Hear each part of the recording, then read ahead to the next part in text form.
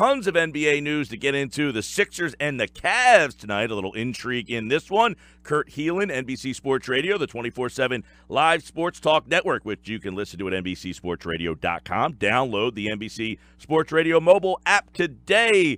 Kurt, welcome back. How are you, pal?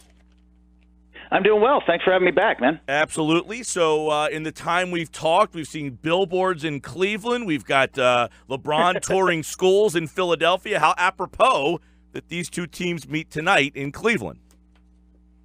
Yeah, the recruitment of LeBron James is fully underway, kind of quietly behind the scenes, and then with 3 billboards outside Cleveland, not so subtly. We'll see. I think that he's got decisions to make this summer, and Philadelphia is one of those teams that you hear mentioned that hey, if you just look on paper, there's some logic to if you trust Embiid can be healthy, and you put LeBron on this team with Ben Simmons, and obviously you get Fultz back, and you find a way to bring back a shooter like Redick at a lesser price and what have you, and suddenly this is a really dangerous team.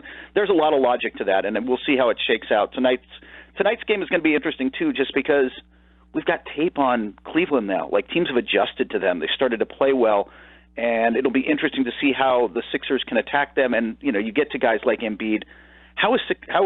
There's a lot of good bigs in the East. Nobody quite as good as Embiid, but a lot of good bigs in the East that Cleveland could have to deal with in the playoffs. So how are they going to handle it with these smaller lineups they run out? Are we going to see more Tristan, or what are they going to do?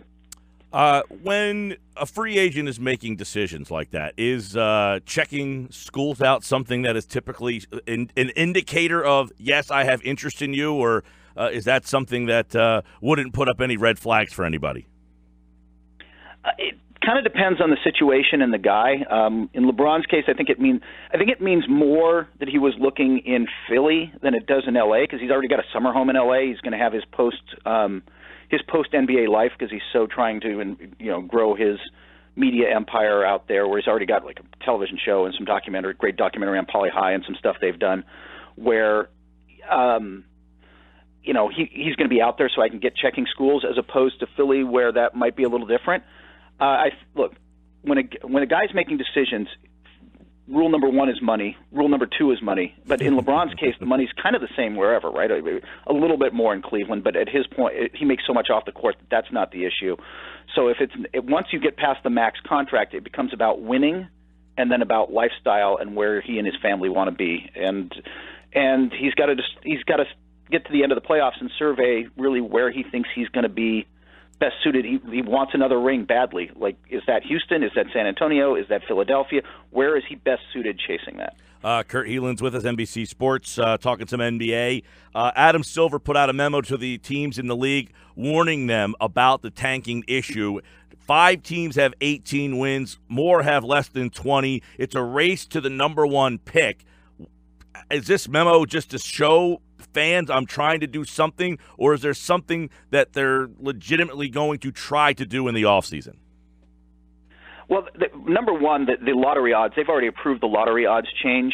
They flatten out considerably. I think this year, for sure this year, whoever gets the number 1 pick, is it Phoenix? Right? They won last night. It might not be Phoenix anymore. Whoever would have Atlanta, whoever has the number 1 pick right now would be they get 25%. I think that drops back to 15% next year for number 1, 14 for number 2, 13. It really just flattens way out. So with those flatter odds, the incentive to get the worst record is kind of gone. But it's kind of a weird year, just because normally wouldn't there be like a big leader? You'd have somebody with 13 wins, 14 wins. Right. They'd be much worse, and there wouldn't be this kind of – there's so many teams bunched up that it's made it an actual race to the bottom, which is kind of rare and is leading to a really fascinating race where these teams are really – everybody's rolling out their youth, and everybody's throwing out some crazy lineups just to make sure that it looks like they're trying. But then, like last night, like I said, Phoenix won. Did Atlanta win? They might have won too. Atlanta did win, but by the way, 8 teams have 20 wins or less. Yeah, it's going to be a mess, and they're all jockeying for position because, look, the difference between the number once the lottery is done, the number, even forget number 1, the difference between picking 4 and 8 can be huge. Mm-hmm. And I mean, Westbrook's a 4. Like, there's some guys who come out 4th that have been amazing. 8, the farther you get down the lottery, the less likely you get one of those true superstars is. No question. Kurt, the coaching rumors are already starting. It's like football all of a sudden where the coaching carousel starts to get a buzz. David Fizdale's name seems very intriguing in the coaching carousel. He could be a wild card this offseason, potentially in those LeBron sweepstakes. Potentially. The rumor is there that look, this much we do know. LeBron and Fizdale are close. They like each other. There's a lot of respect there from when Fizdale was a lead assistant in Miami under Eric Spoelstra, and they were winning titles. But the idea is the Lakers would dump Luke Walton to bring in David Fizdale. Look, I've heard that LeBron's probably not going to be a Laker. Like, that's not where he. Even look at it this way: you put LeBron and Paul George on this Laker team right now this summer, and how good are they? Third best in the West, maybe fourth, depending on what you think of Minnesota. Like, I've heard he's not coming to L.A. for the Lakers right now, but that would be one of their tempting offers. Like, if they're really willing to dump Walton, who they like, and they think has done a good job to get Fizdale in to lure him, I think they might be willing to do it. I'm not sure that it's going to matter, but he is going to have his choices. I know Phoenix is going hard at him. I think Orlando may go hard at him. They're going to make a coaching change, and it'll be interesting. I would say the Knicks might have interest, but James Dolan is, owner of that team, so literally anything could happen. Yeah, and then, of course, you've got a lot of other things happening in New York. Jeff Hornacek, that team once, they were a nice story at the beginning of the year. They've turned into kind of a mess. Does Hornacek make it to next year? Probably not, and this is a case of I don't think he's done a bad job this year. He got out from under the constraints of the triangle. He finally kind of made Porzingis the star of the team. They looked okay early. I'm not sure how much more he would have done. I'm not sure that I don't know that this team was going to win that many games with this roster anyway.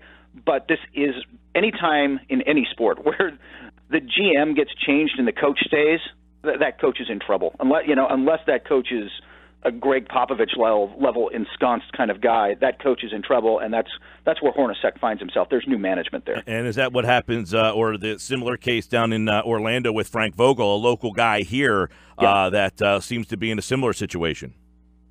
Very much so. I think that this is a situation where they have changed management there, and I feel bad for him because I think Frank Vogel's a good coach.